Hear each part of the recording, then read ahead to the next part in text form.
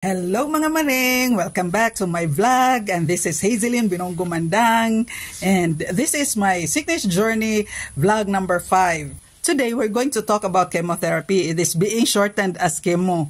Now, it is a treatment that uses powerful drugs to destroy, to slow sa fast dividing cells nga gikos sa cancer. Mo na siya. And then ka-cure na siya, maka-slow or maka-erase pag yun na siya sa symptoms nga cause sa cancer. Depende sa imong stage o depende sa type sa imong cancer. Now, sa akong experience, daghan gyud mangutana sa ako, unsa unday nang chemo di ay, unsa unday na siya, magunsa day ka ana.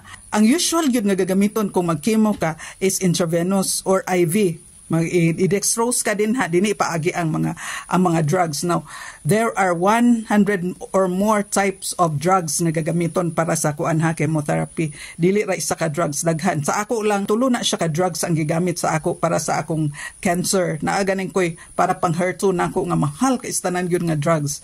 Nya, pwede na siya i-IV, pwede po na siya i-oral. Unsa oral kan pwede itumar ba, pill lang ang imong immune, mahal siguro kaayo na siya.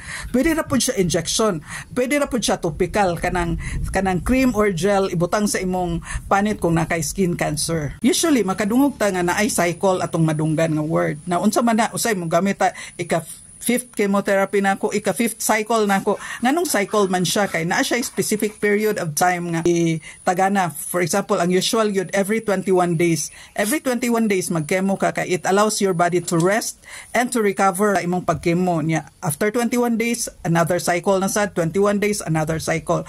Now it depends sa imong stage or sa imong type, and it depends sa imong doctor how many cycles sa imo. Sa ako I have 6 cycles, so 6 chemotherapy every 21 days mag-chemo ko, pero wala na siya sa ako na follow gyud nga every 21. At first every 21, pero last time nag-schedule ko og CT scan, wala pa may result, so paabot sa ang result aya ko mag-chemo. So may ganing kay ning gawas ra din pagka next day, so nag-chemo dayon ko. And then atong last time tungod sa akong ubo ug sipon ug tungod sad nga syempre kanang ika-fifth na, grabe na gyud kay istanan, draining na gyud kay istanan, so na ulahi gyud ang na late gyud may chemotherapy. So mo na siya, ang cycle is every 21 days. Mo na siya nga naigitawag nga cycle. Now nasad siya common side effects. Unsa may common side effects gyud niya? Ang number 1 gyud nga common gyud kay istanan nga halos tanan gyud nay uban nga wala di maka-experience ani, pero halos sa gyud tanan nga naingon ani ang hair loss. No, tanawa ganin ko guwapa kay ko kay nag-hair loss ko after 2 weeks. Hinay-hinay siya kadagdag after 2 weeks, pero ako na siya gipashavean kay hugaw kayo ang bed diya, mga hulog pagligo nimo diya kugaw kay ang salog nga bara. So ako na lang siya gipashavean kay mura magyapon mga hulog ra gyapon siya. O karon gyud naagyud na inanubo gagmay, pero lahi gyud. Anong di man ka magpakita sa imong buhok? Secret, di nga lang ni siya, kaya baron bibo. So, muna nga, makitaan ko ninyo, nagyo ko'y tabon sa akong ulo. Say, naara ko sa sulod sa balay, aya pa ko magkuha o kanang akong bonnet. Pero kung wala ganing, kung naagyod ko sa gawas, mag-bonnet gyud ko. Now, dili lang hair loss, napagyod nausea and vomiting. Wala na ako na-experience ang nausea and vomiting.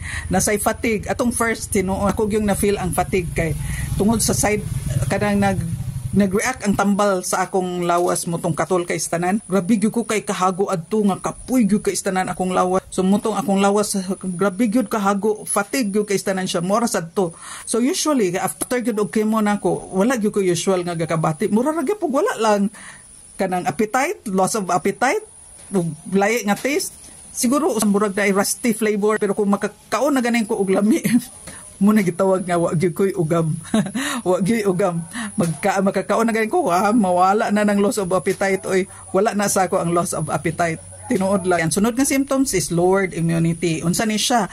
Muubos man ang imong immune system. Kaya ubos kayo ang imong blood cells. Now, kanang muna nga after sa among chemotherapy, sa ako gyud every after chemotherapy nagyo ko 3 injections sa padalaan kog 4 ka mga filgrastim injectables, pero kasagara tulo ra ang akong gakagamit. Kasagara kanang filgrastim ipataas niya ang imong mga blood cells. Sa ako tulo di pagyud mo saka magkimo na lang ko sunod ang akong red blood cells ug ang akong hemoglobin ubos pagyud gyapon kaayo na siya. Pero nakakita ko sa ubang vlog nga before sa ilang chemotherapy tungod kay ma-zero sila sa ilang white blood cells, sila injection nga GCSF Akong gitan-aw ang GCSF pangpataas sa imong white blood cells. Sa ako, sakto ra gyud akong white blood cells, normal ra gyud siya permik. Nasad ko no yung mouth sores, ako naka-experience og mouth sores, changes sa imong skin. Yes, tinod, changes sa skin kay ang akong skin kay lahi gyud kay tanan kanang mura og ambot lang, lain kay siya. Changes in your nails. Sa akong nails, kung tan-aw na ko akong nails karon og sa una kanang dark siya, mas darker ang akong nails karon. Lain siya tan-awon, mura siya og gray ang akong nails. Kani gyud siya nga side effect hantod karon. Murag wala pa ko nag-chemo pero nana ko ani ang brain fog. Kana bitawng lutaw ka istanan, dili-dali makakuha, unya dali ra malimo. Tawag ni siya og chemo brain. Chemo brain kay ngano, lutaw ka ba, di ka dan diretso ka sabot, di ka diretso ka catch up. Kada yung after gyud ko mag-chemo kay di gyud ko makasabot dayon diretso. Mag-instruction ang nurse mingon gyud ko ayaw sa ako kay dili ko makakuha dayon ana, dili nako na nalibog nako. Katawaran din siya. Ingon ko nga lutaw gyud kay tanan ko, galutaw-lutaw ko basta kadang after ko mag-chemo. Mo na siyang kasagaran nako pero kay balo mo lutaw naman ko daan, wala pa ko nag-chemo. Ambot lang nasamutan siguro karon. Og diha lang sa takotob. Og thank you for watching and see you next. Bye-bye.